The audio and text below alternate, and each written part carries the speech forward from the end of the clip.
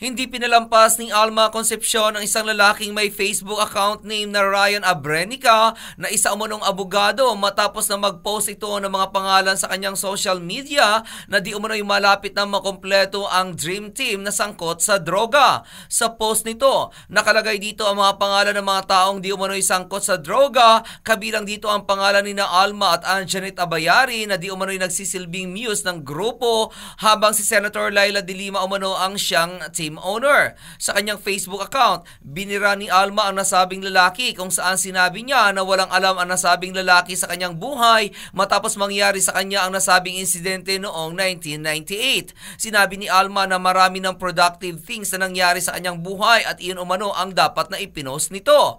Aminado naman ang beauty queen actress na nadapa siya noong 21 years old siya at hindi na umano niya nanaisin pang madapa ulit. Nanawagan din si Alma sa kanyang mga kaibigan sa Facebook na paliwanagan ang nasabing lalaki na kanyang tinawag na irresponsible lost person lawyer dahil sa pagiging ignorante nito. Binigyan din ito ng beauty queen na advice na bago ito magsabi ng addict sa isang tao ay tingnan muna nito ang lifestyle at hindi basta na lamang magbibigay ito ng napaka-irresponsableng tawag.